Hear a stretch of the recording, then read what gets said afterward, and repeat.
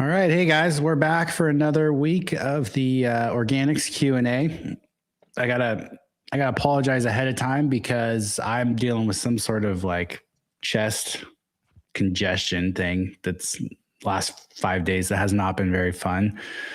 And I know Brandon's getting over COVID and some other illnesses. So we're doing our best here, but still wanted to do this anyway. How are you doing, Brandon?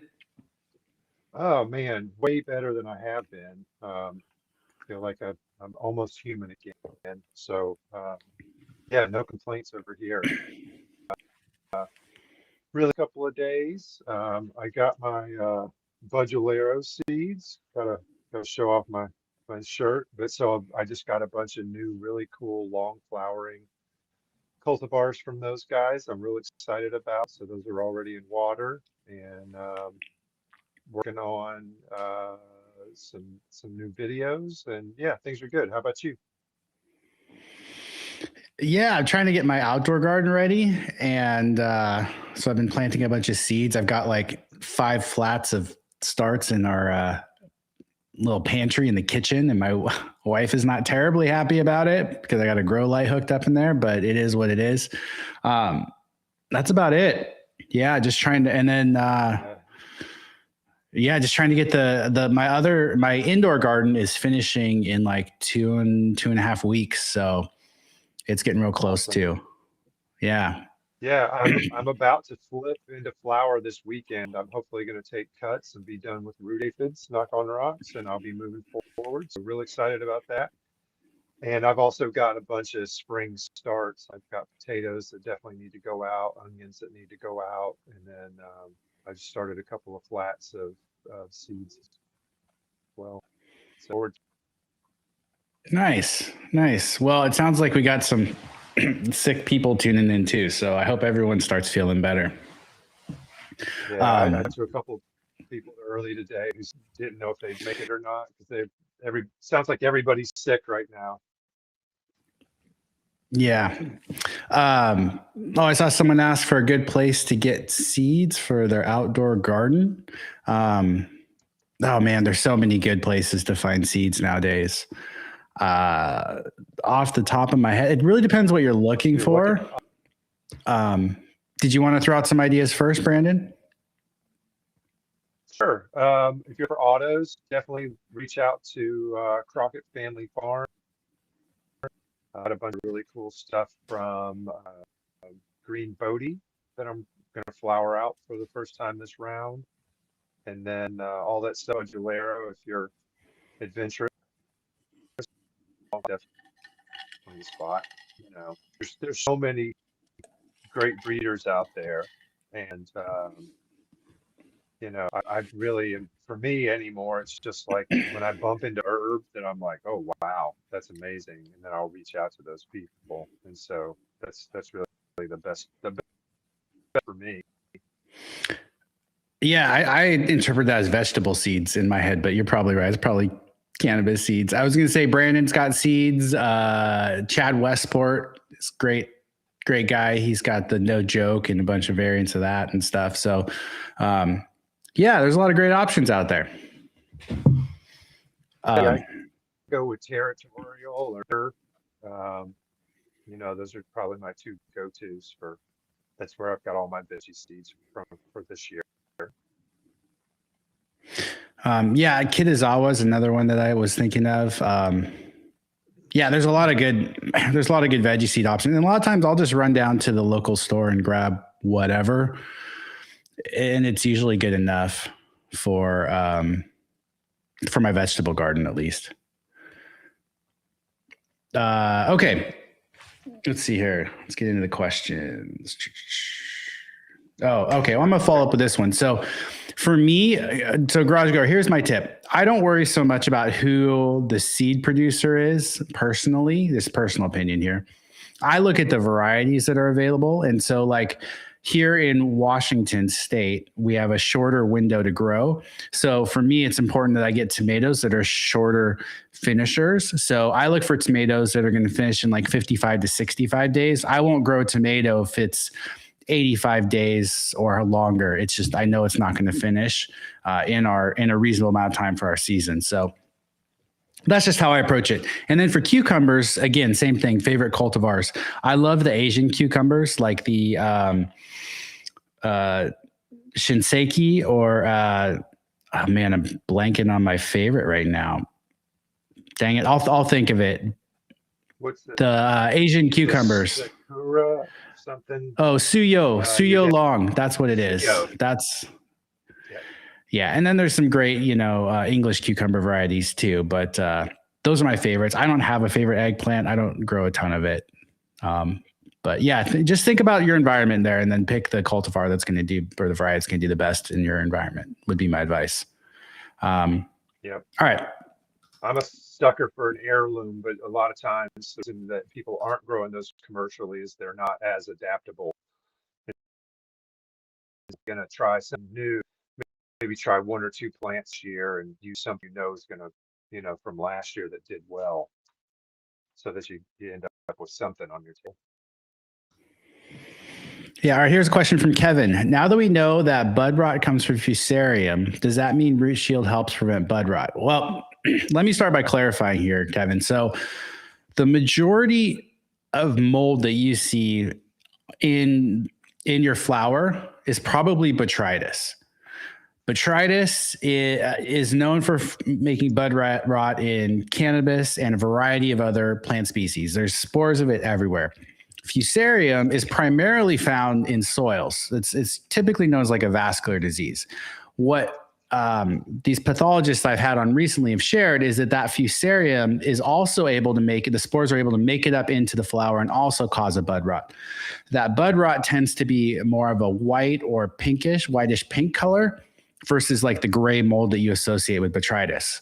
Now, according to my last interview with Dr. Gauthier, she said color is not a good enough identifier to determine fusarium versus botrytis. And the reason it matters is because fusarium produces mycotoxins. And she talks about this vomitoxin in one of my recent short clips that I posted from that interview. I haven't shared that full interview yet. And what the issue is, it can cause, vomiting, stomach irritation. If in theory you ate enough of it, it could cause serious complications and even death. But again, the risk of that is relatively low for the amount that people are consuming. And obviously, the more sensitivities you have to mold or allergies, the worse it's going to be for you. Now, botrytis, again, it does not produce mycotoxins. The real risk there is it just destroys your plant, ruins your yield. No one should be buying or smoking moldy weed. But it's not inherently going to be as harmful for you as fusarium bud rot would be. So I just want to clarify those differences. So don't assume when you see bud rot that it's fusarium. It's probably botrytis. But if you want to be careful, if you're growing commercially, you need to get it tested. It's a $15 test just to make sure you know exactly what the risk factor is in your grow space. Brandon, do you want to talk about root shield then, or trichoderma? Yeah, and I just, I'm doing some new videos on Wednesdays on IPM. The first one's going to be on powdery mildew, and so I touch on a couple of these things. And then you just had a post that you put up that got some fairly visceral reactions to that I don't personally understand, but as far as talking about what's safe to use and what's safe to use and that kind of stuff. So I this is all topical and very interesting to me. And is one of the more Root Shield WP is the product I usually go for, but it's one of the more aggressive biologies. I've got fusarium and PM on the big old forehead of mine. I'm not going to be able to exclude it. It's everywhere, especially here in the it's everywhere. Rather than trying to exclude it, I don't want to bring in raw material, necrotic material, anything like that into our room, but try to think about out competing. And so when it comes to the leaf surfaces, certain bacillus strains are very productive. Horticultural oils also be productive in that the bacillus strain would cover the leaf and outcompete, any, fusarium or botrytis that was on that leaf. And then oils would do the same thing, is that they'll coat like a leaf shine. It's harder for, whatever fusarium botrytis to get into the plant. Trichoderma foliar, I feel like it's better to use the oils as a foliar. You don't want to put oil in. You use substrates to outcompete whatever bad guys get into. Some other things that are important to highlight is that botrytis grows on dead or necrotic tissue. I mean, these aren't hard and fast rules, but as a generalization, it prefers necrotic tissue. So removing any dead leaves or necrotic tissue where you have leaf edge, marginal leaf necrosis or things like that will help prevent botrytis from getting a foothold in your room. And then the other thing, the research that Dr. Punja shared, is that the real window for infection, they did a trial, and essentially they exposed these plants to high levels of botrytis at various stages of flower. And what they found was when the plant was exposed at week 3, week 4, to high levels of fusarium, it had significantly more botrytis, or sorry, I'm confusing the terms. When they exposed it to botrytis at week 3, week 4, they had significantly higher levels of botrytis come in their flower at the end of the cycle. So basically that research just showed that the real critical window is not necessarily when we think it is, when we're seeing it at the very end of the cycle. It's actually getting into those little, primordial or early flowers that are forming when we first start seeing pistils.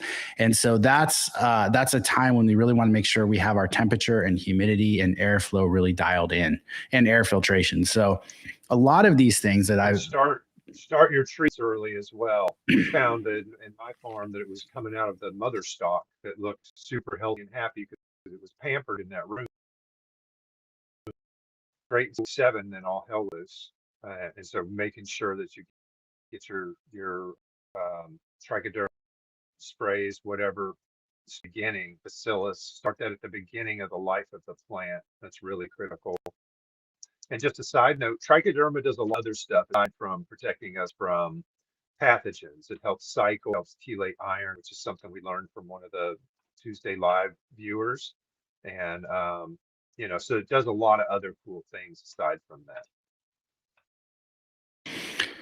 Yeah, and as a general rule too, a lot of these pathogens is a product of the environment. So if you're outdoors, you can't really control it so much. But if you're indoor, just by managing airflow, air filtration, proper IPM practices, cultural practices, you can usually prevent PM and botrytis and fusarium and things like that from popping up in your room. So, all right, we can move on. Don't trim in your room.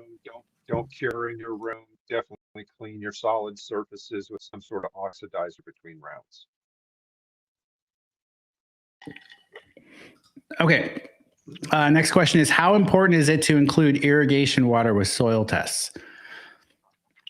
I like the idea of including it. We've talked about it. I think we need to do a better job at KiS of encouraging people to send in their irrigation water. It costs nothing extra for Logan to do the test with your irrigation water, which will give you a better idea of how those minerals are being expressed or diluting into your actual irrigation water solution. Now, that being said, if you're running RO water, you're probably, pretty low ppm, you probably won't see a big difference. But if your water has a lot of mineral content, then it absolutely could impact your saturated paste test. So anything you want to add to that? No, I just think it's a great idea. Kind of like you alluded to, I pHing their water 6.8 to 7.0, and so shouldn't be a big difference. But I occasionally do see some pretty wings between the malic and the paste, depending on what the pH of that person's water is, to get a really good shot of what your plants are actually in the soil. And that's a great way. And so let's say this also. So when you collect your water, you would want to let it run for a couple of minutes, get it that settled into the lines out. Then you would want to take like a bottled water unscrew it, don't drink from it, you don't want to contaminate it. And then rinse that 2 or 3 times with your irrigation water. I'd usually use some electric tape to seal it up. It says if you mess for the USPS, your stuff's not going to get there. And so that's kind of like the real short and sweet on how to take this thing. Hey, I just wanted to throw this up. That's really cool, Jeff. I love that idea that your library offers a free seed library. That's very cool. What's up, Jeff?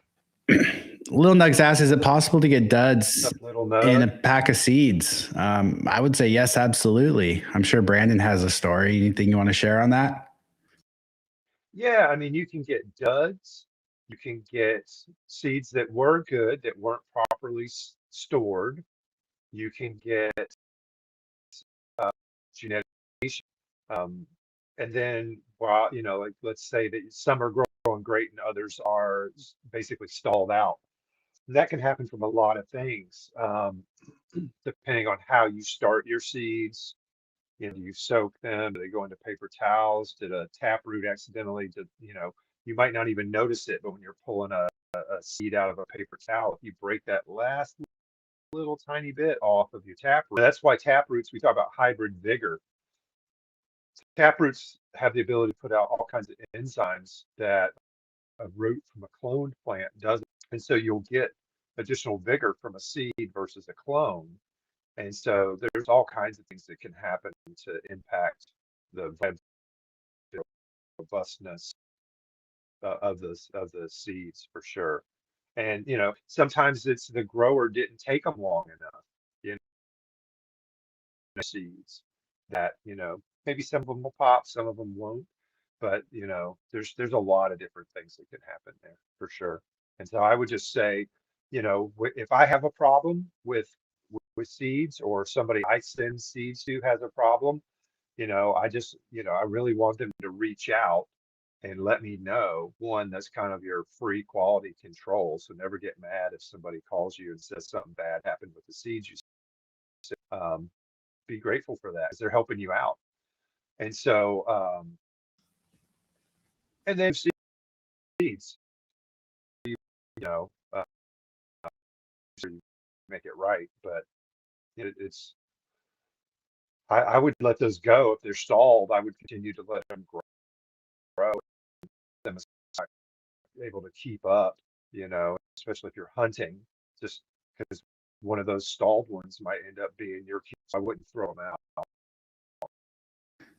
Hey guys, I'm just seeing the comments about the audio. Sorry. So Brandon, they're having trouble hearing you. I moved my microphone a little further away to see if that helps, but I can't see the equal levels of our audio, and I can't adjust it here. So I don't know how to fix it. I looked through the settings. I yell at the phone.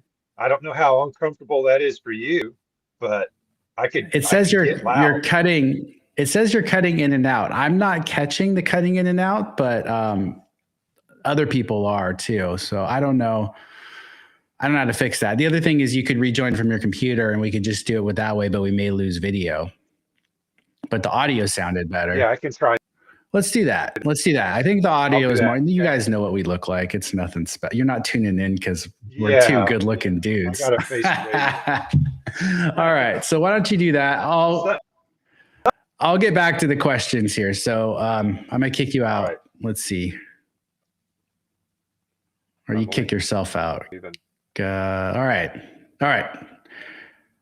Brandon will rejoin us. Yes, so Brandon lives on a tiny island on the coast of Washington State, and reception, internet is not always great out there. So that's entirely possible. We tried looking into Starlink even, and it didn't even work out there where he lives. So he's just locked in with what he has, unfortunately, but he lives in a beautiful area. So, okay, I'm going to answer some of the questions that I think could be, ones that I could tackle by myself here. Oh, you figured it out that fast.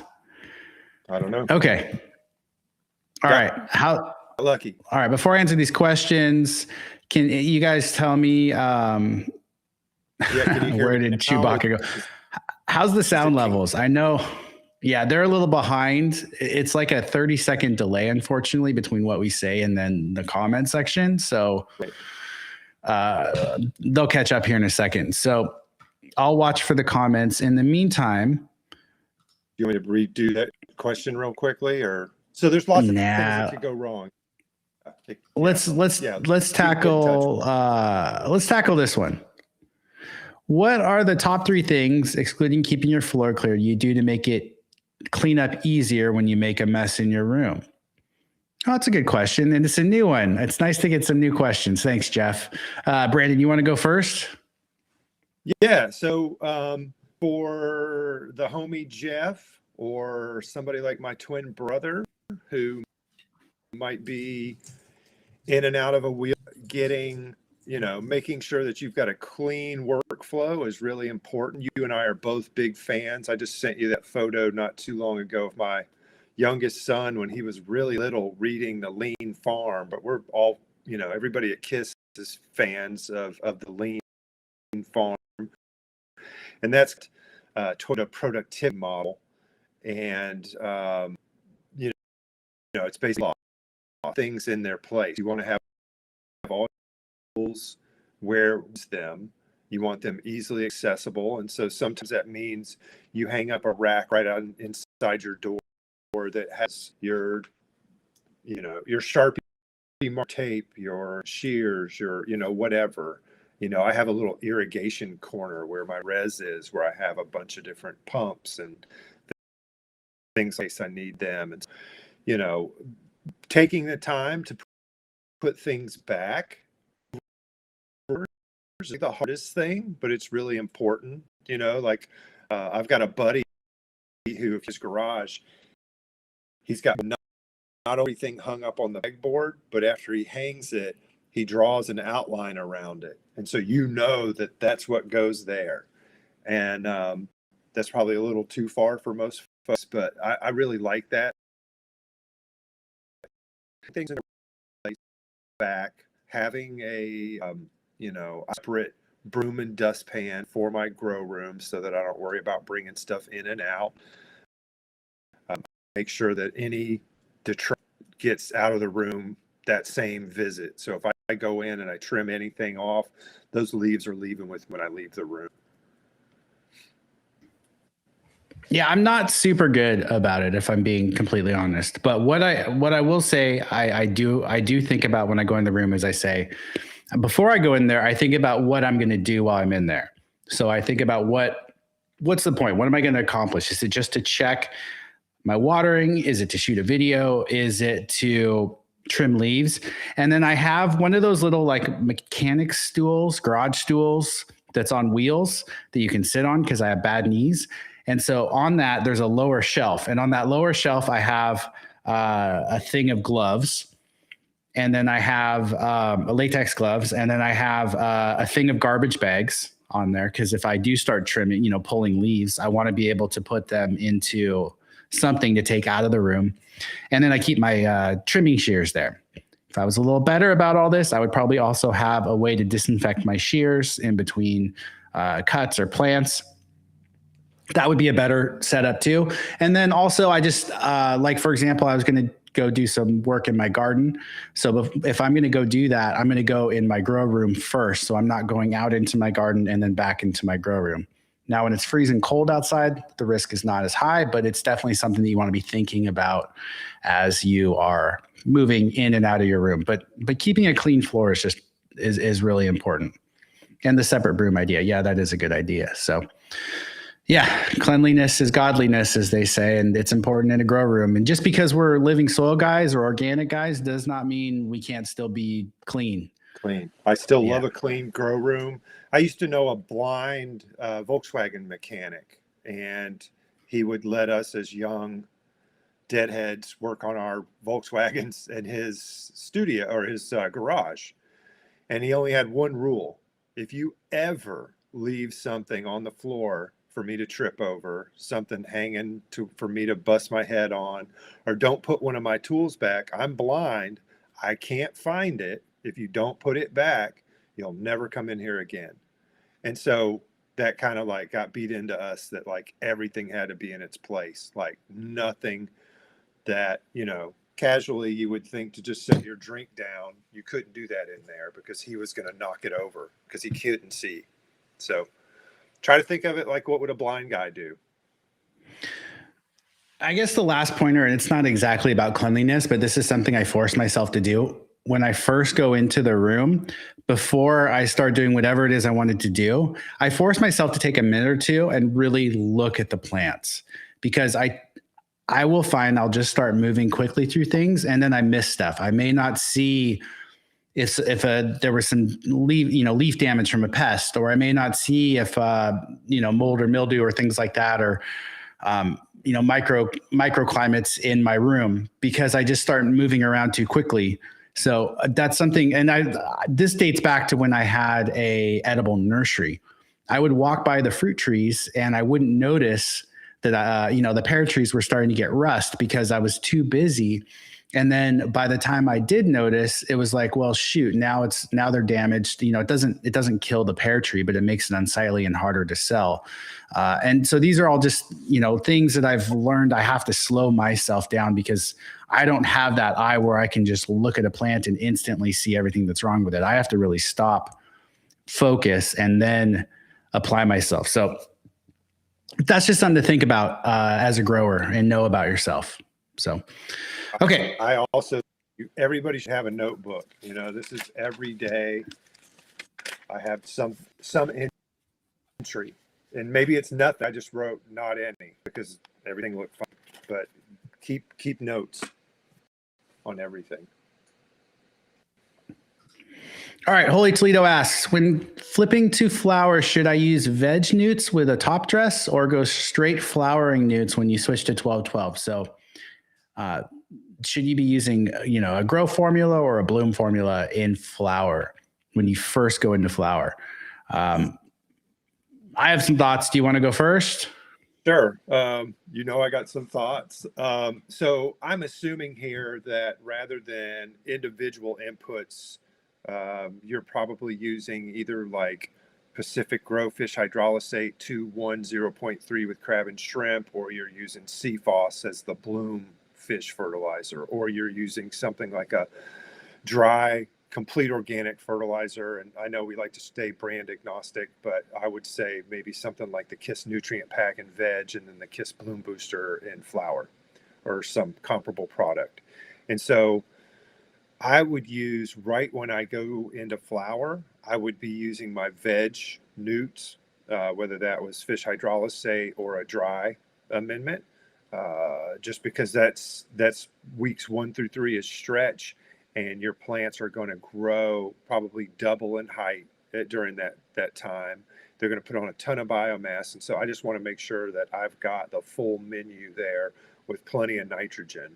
And then I would taper off into a bloom formula with restricted nitrogen, regardless of whether it was a liquid or a dry, just so that I could, approach senescence properly.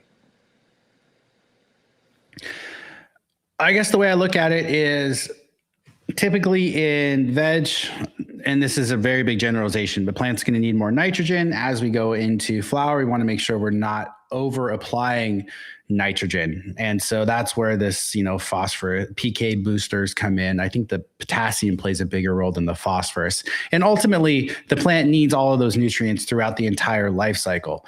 The issue is that you don't want too much nitrogen in flower, because that's going to cause a variety of issues. So really, for me, it depends on what my plant looks like. If my plant is dark green going into, flip, I'm probably not going to want to use those veg newts that are going to be higher in nitrogen. I'll probably want to use maybe no nutrients, but if I am, I'm probably going to use something more that's a bloom formulation, more phosphorus and potassium, just to limit that amount of nitrogen. So it's really, that's how I approach it. You just got to look at your plant and then make a determination based off of what it looks like and what your goals are. If you're in a small pot, 5-gallon pot, then I'd say, okay, maybe I would do something like a nutrient pack for that first top dress. If I think I'm going to run out of nitrogen before the end of the cycle. Whereas if I'm in a bed and my plants are pretty dark green going into flip, I'm not going to do anything. If anything, I might just I might do a bloom booster, but I might not need to do that even.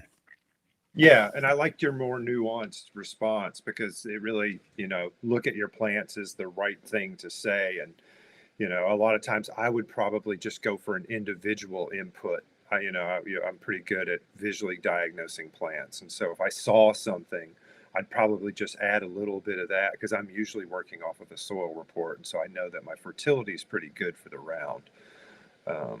So, yeah. Yeah. Side note for people who send me plants and ask me to diagnose them. One, that's really hard to do. There's so many variables that can cause nutrient deficiencies. And two, I'm just not as good at it as Brandon. I've gotten better over the years. He's helped me with that, but I always just send stuff to Brandon usually. So if you guys want to just skip right over me on that, I won't be offended. Okay. You've gotten really good at that.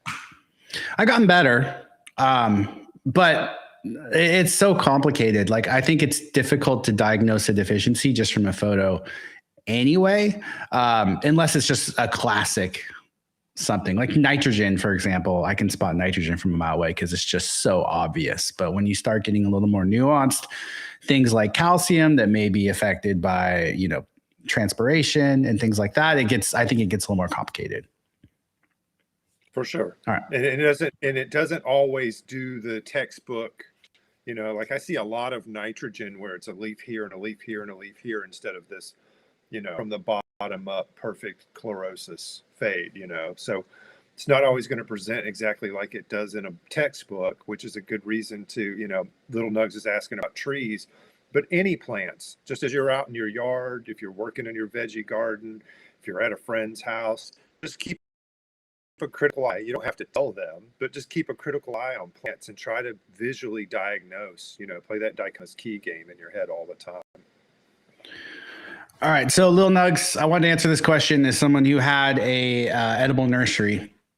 For me, a few things. So one, I don't know of any fruit, productive fruit varieties that prefer a clay soil. Typically what we do is take that soil, break it up, dig a hole at least twice the size of the root ball, and then we'd put in about 50% compost, 50% native soil, mix that in really good and try and disturb that soil around the area so the roots can branch out. That will help with the clay soil issue. Now, as far as fast fruiting varieties, it depends where you live, but if you were lived around here, this area, trees that do really well are mulberries are pretty easy to grow. I really like Asian pears. They don't have as much disease issues as the English pears. I won't grow cherries because they always get diseased. There's certain apple varieties that do pretty well, but you're going to have to cover like every single apple, or you're going to end up with, there's a fly that lays its eggs in there. You're going to have little holes in your apples. So it really just depends on what you like to eat too and what you like to grow. So that's kind of where I always start with it. I love growing cherries. Yeah. Every cherry tree that I've ever passed with your dad, he goes, oh, there it is. And he points out this one specific disease. Yeah. Yeah. And he sees it, like he can see it like you and I see powdery mildew in a grow room. It's just like, oh, it's right there. Yeah, that's why I don't tend to not go with cherry. Now, ornamental cherries are a little more resistant to it and beautiful. So that is an option, but it just depends what you like to eat too. And then realize that fruit trees in general are going to produce a lot of leaf matter. So if that's an issue with your landscape or your, the way you're set up, that's just something to be aware of too. I'll say something about a tree I don't like. I think it's a really cool tree because it's such an ancient tree and it's a really cool ornamental. And I know that folks like to make tea with it, but ginkgos are slick like ice. Like walking on wet ginkgo leaves, you're gonna eat it and it smells horrible. Like when those leaves start to break down, it's this vomit smell from hell. They're all over Ohio State's campus. And so I've had a lot of experience with them. And then my mom was a botanist and she liked ginkgos. And so we had ginkgos at the house. And it's a beautiful tree, makes great tea, smells to the high heavens though when those leaves are dropping. They are cool looking. We can actually grow monkey puzzle trees out here, and those are cool looking. They actually produce an edible nut if you have I can't remember if you need a male, female, or just two trees, but they have to be cross pollinated. But they're kind of fun too. All right, let me see here. I've got a little herd of deer outside my window. That's why I keep looking out there. I got a bunch of little tiny babies. Okay, how thoroughly do I need to wash pumice before using it? It depends. Yeah, so this is more of an issue for us on the mixing side. Sometimes the pumice comes in with more fines, and then it does make the soil like muddier, less porosity in it. So if your pumice has a lot of fines, if you are able to wash it at least once to remove the majority of it, I think that's a great idea. Yep. Same with like clay pellets, slate, anything like that. If you get the opportunity to rinse it, it's a good idea. All right, let's see. Those little fines just stack and become impermeable. Cannabis critic Jeff. Yeah, we talked Sorry, about guys. With the mycotoxins. I talked to, I can't remember the guy's name, but a couple of years ago, Tad, you signed me up for a webinar, and it was basically carts and heavy metals and, testing and how do we, with this fractured state by state system, how do we get consistent, whether we're testing for cannabinoids, terpenes, pesticides, heavy metals, whatever. And I asked him, I was like, what do you think? Do you think that CHS is from mycotoxins? And he said 100%. He thought that it was from mycotoxins, whether it was, the real virulent aspergillus strain or, whatever. But that was his theory.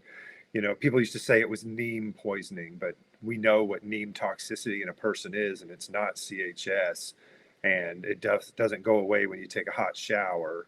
And so a lot of the stuff, the stomach problems, that all would line up with that. So I'm going to take a different angle from my conversation with Dr. Ethan Russo.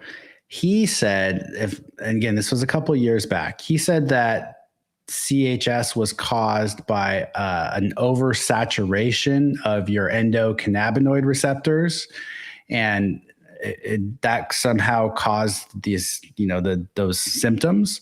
And they don't know exactly what the trigger is as to why, certain heavy users are experiencing it and others aren't.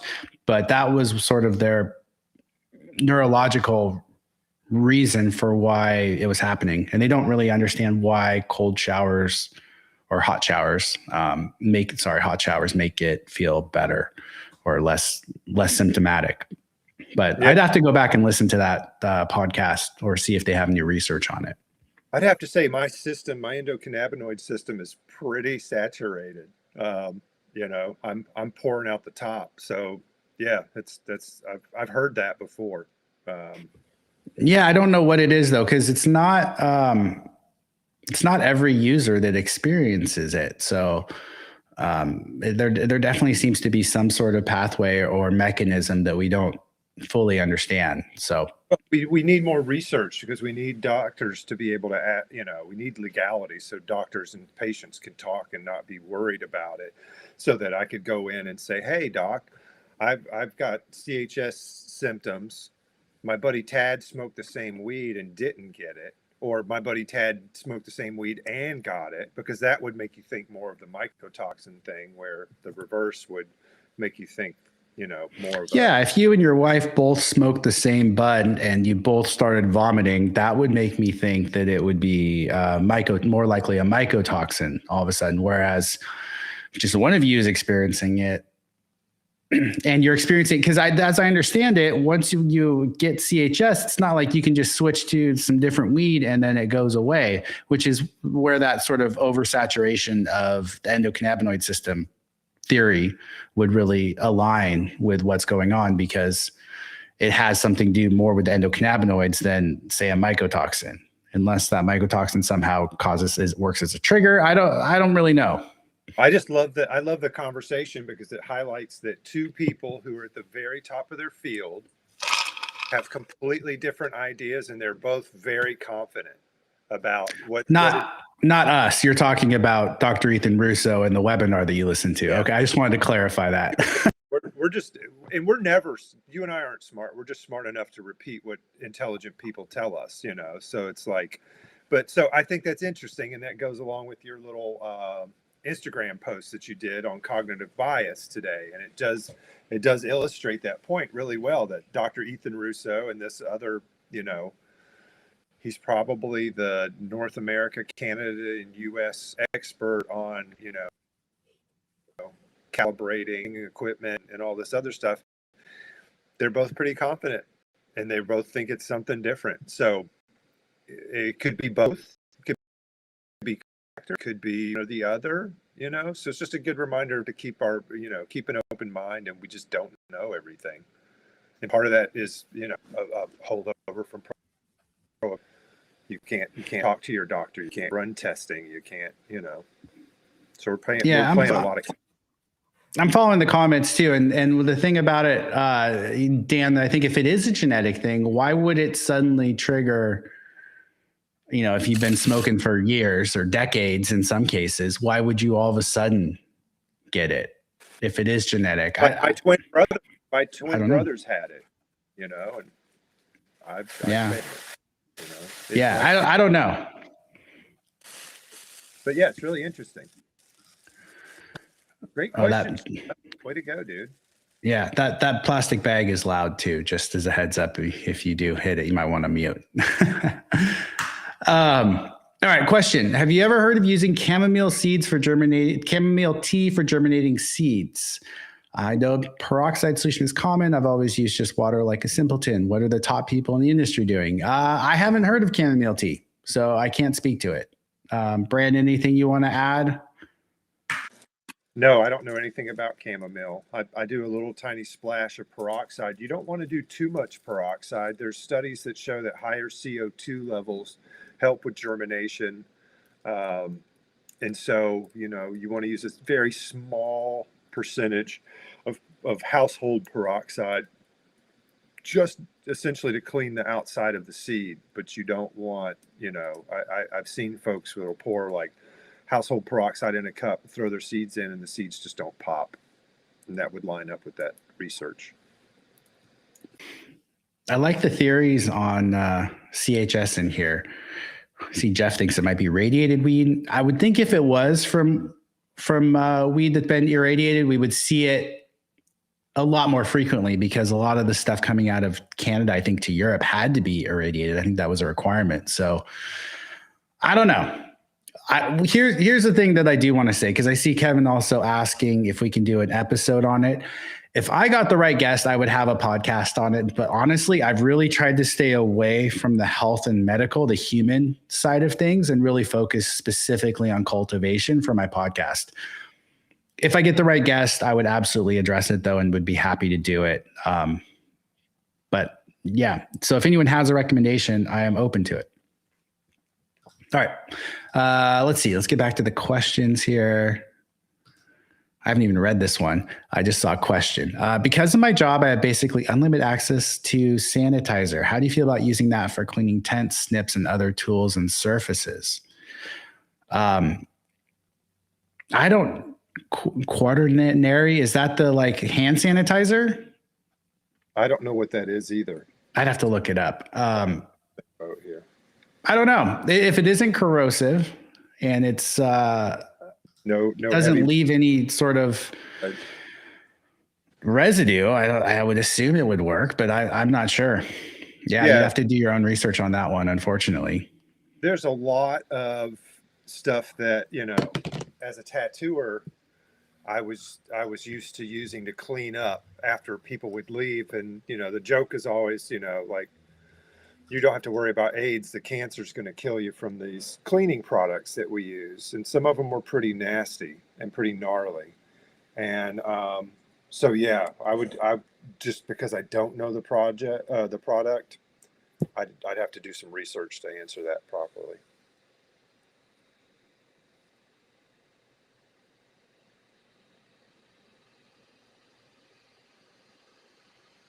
Oh, you're Oh, muted. I was muted. Sorry, guys. I'm over here sneezing and coughing and crap. So, okay. Are there predatory bugs that attack russet mites? Looking to use them during transition after my last IPM veg spray. So, and again, I'll let you chime in here too, Brandon. From my recollection, from what Suzanne, the bug lady, has said, is that because russet mite lives specifically in the flower, for the most part, you really can't. Most predatory insects don't navigate the trichomes all that effectively. So I'm not aware of any that are really good for russets. There's no good biocontrol for russets, to the best of my knowledge. So looking up quaternary ammonium, it's used in like 3-sink sets and stuff. I worked in kitchens growing up. So it looks like there's no harmful residues. And so it does look like that would be a safe thing to use. I don't know what PPE, just make sure you don't get it in your eyes. I've used it on my hands and it's never been an issue in the kitchen. Russet mites, they will live in the flower. They will live on the bottom of the leaf, right where the petiole meets the leaf. There are things that will eat russet mites in a petri dish, but in a real life setting, there's not anything that's going to eat russets. They're going to go right past it. They're so small, they're not even a mouthful. We think about like, what are the things that'll eat 2-spotted spider mites? A russet can hitchhike on a 2-spotted spider mite. It's so small, and so they're really, there's just really nothing as far as beneficials that control them. Yeah, as you guys know, I always refer to Suzanne when it comes to any of this bug stuff. So yeah, it's usually just my recollection of what she's told me. So I do try to be accurate with that. All right, let's see. If the first clone run of a female regular, I assume you mean a high THC photoperiod cultivar, has some hermaphrodite traits, does it make sense to run it again to see if the cultivar gets more stable to the environment? Brandon? I gotta answer. It depends. If it's the best weed you've ever smoked in your entire life, then yeah, maybe. Otherwise, get rid of it because you don't want to work with it if it's got hermaphroditic traits. You don't want to work it into any lines that you might want to keep. So yeah, anything that herms on me, unless it's just, worth writing home about, I get rid of it. Yeah, I think I like that answer.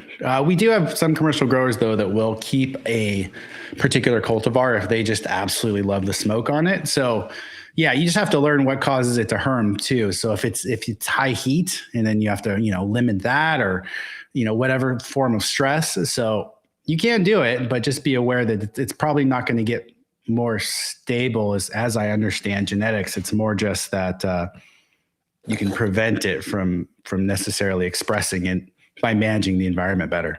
And you might have a more static room. Yeah, you might manage your environment better round to round, and so you get more or less herm pressure or trait expression, but it's still in there. It's still in the genetic makeup, and so it's just waiting for anything to throw it a curveball, and then it will herm. All right, Brandon, I'll let you answer this one. Recommendations during flower when not using CO2 supplementation. Yeah. So we can do that. Aren't you working on something? Yeah, Dr. Ben Higgins and I are doing some. So I've started doing Wednesday and Thursday drops on my Instagram, and then IPM and just general soil knowledge on Thursdays. And Ben and I have started doing some KiS Organics science drops where we're taking a deep dive into different, he's our chief research analyst. And so he is digging through white papers for things that he thinks that will be not only interesting, but impactful for growers. And one of the things we did is we just did a chart basically of week to week for PPFD, VPD, temperature, relative humidity, CO2, and all these different things. And so with not using CO2, basically you're just going to ramp things down a little bit, and then I have to say this caveat because there's a time and a place kind of to break the rules too. Like I'm running my room right now with no CO2 and 87 degrees, and my plants are exploding. I've got pretty good internode spacing, which I don't love, but my plants are growing, putting on a lot of biomass and getting big. And that's really all I want right now, is because I want to get into flower and flip these now that I'm free of the root aphids, and I need cloning material. And so those long, bushy plants don't bother me at all. And so in a normal round, I wouldn't want that. I would be running my room much cooler. And so basically when you're not running CO2, you don't really need light above 900, 1,000 at max. You're not really using that. You want to run your room cooler, so if you're gonna, start off at 82, I think that you could go down to 80. And so you would just drop everything down a little bit. Yeah, there was a recent post on Instagram from Shark Mouse talking about heat that I sent you, and we kind of had a side discussion about it. And I think I'm probably going to, because I'm only 2 weeks out from finish, I'm not going to raise my temperature now, but it did make me think about maybe considering slightly higher leaf temperature or ambient temperature relative to leaf temperature in my room next cycle. But this cycle, because I'm a couple weeks out, I don't want to raise temps at this point in time. If anything, I'm going to slowly start. Everything. I'm going to start ramping down. Yeah. Okay, we're getting a lot of good comments and questions. I'm trying to keep up here. Okay, let's see. All right, little nugs. Other than blood meal and alfalfa, what's a good nitrogen amendment? I don't care for alfalfa personally. Man, I love alfalfa. It's probably one of my favorites, man, but that's fine. So let me start off with why I like alfalfa, just to give an alternative perspective. I like alfalfa because it's relatively low in nitrogen. It's going to give you some potassium too, but it's a really good microbial food. It's going to stimulate a lot of microbial growth, and that's what I really like about it. That being said, if you just don't like alfalfa, then there's a lot of options. Now, a lot of these options bring in other things besides just nitrogen. So you have to keep that in mind. And I'm not trying to plug our website so much, but I am going to share a resource for you here. So if you go on our website and you go to amend and you say add nitrogen, there you go. Here's your options. This is going to cover the majority of options that you have, and some are going to be higher in nitrogen than others. Some are going to be cleaner than others. Some are going to bring in other inputs, like I love insect frass, but you're also getting P and K, so you want to account for that. Bone meal, you're getting nitrogen, but you're also getting a lot of phosphorus. So you just have to be thoughtful about it. Crab crustacean meal, you're going to get chitin, but you're also going to get chlorides. So kelp, heavy metals, but a lot of other benefits. And, it's got 70 different elements in it. So you just really need to be thoughtful about what it is that you're adding and go from there. But you can go on here and literally look at any of these, add trace minerals, add potassium, phosphorus. We try and break it down for you. And then if you click into a product like this, it should give you the NPK for as many as we have, and then also a rough idea of heavy metals. So here, this particular test is a really good test because this is going to tell you in down to parts per billion how much heavy metals have, and this is actually quite low. Parts per billion, you think 14 parts per billion, it sounds higher, or 65 sounds high, but it's actually, when you convert it to parts per million, it's like 0.0 something. So this soybean meal is actually very clean when it comes to heavy metals. Now, it is going to bring in some chlorides, but you just have to be thoughtful about what it is that you're adding and what it's actually bringing to the table. Anything you want to add, Brandon? No, I mean, you want to get as many nitrogen, or not as many, you don't want to use everything, but 3-4 nitrogen sources is a good idea for different release rates. And some of them are going to be more enzymatic, like alfalfa. Some are going to have chitin and chitinase, like frass. Just be thoughtful about your adding.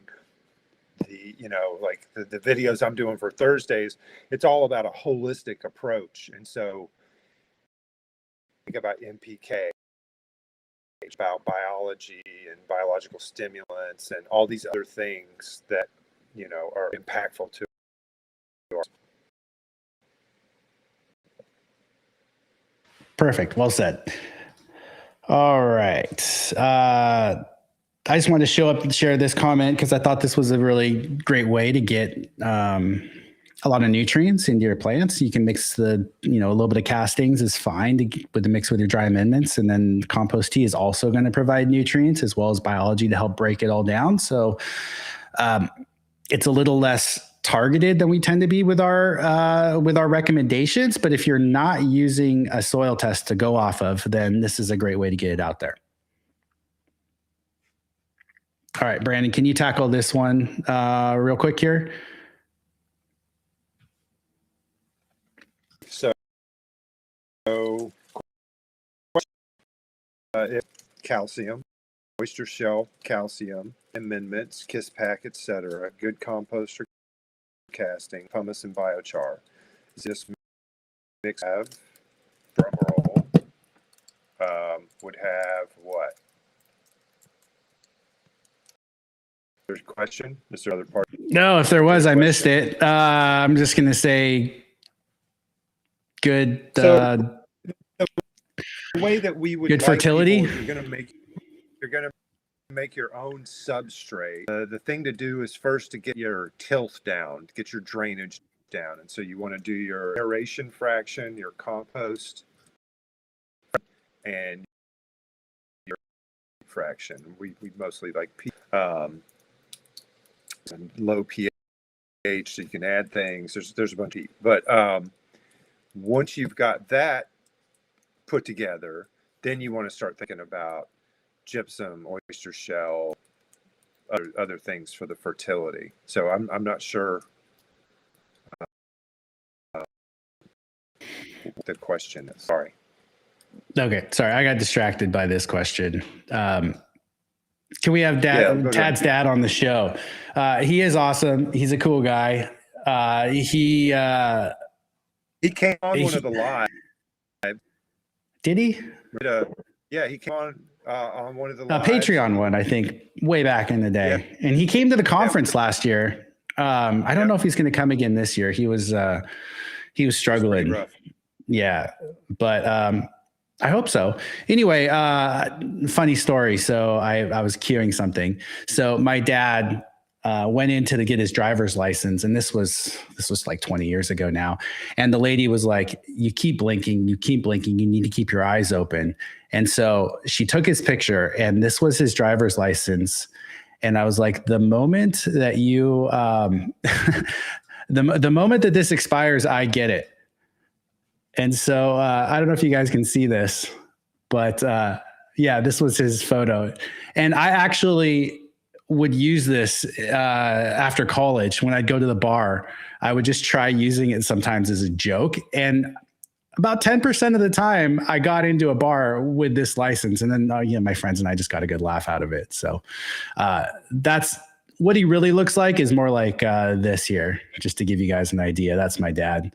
He's a little older now. This was our original house that I grew up in. But yeah, great guy. I'm very fortunate to have a father that has always been very supportive and loving and absolutely loves plants. So he's very glad that I ended up getting into this industry as well. So, and he's always loved weed his whole life too. He just snuck it the whole time I was a kid. It's the original Mr. Natural. I mean, he really is Mr. Natural. He looks just like him. All right.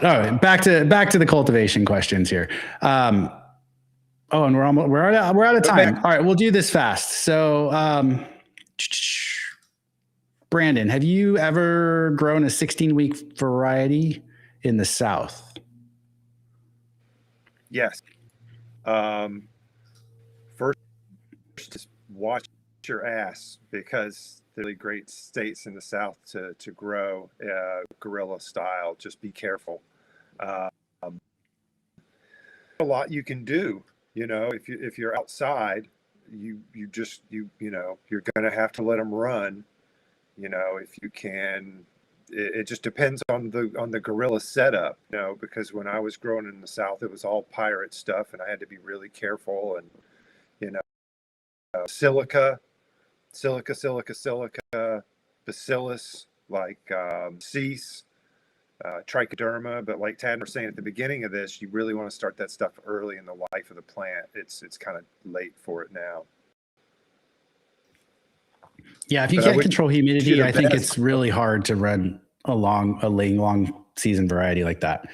All right, we're gonna go. I have few more really quick questions I just want to tackle. I thought this was a great point by Kevin. Just a friendly reminder: oils and sulfur do not mix. And there is an episode that I did. It wasn't a grower. Well, he used to be a grower, but it was Saul from BioBee that was talking about sulfur and the benefits of sulfur. And with russets, sulfur is a good option that's absolutely worth considering.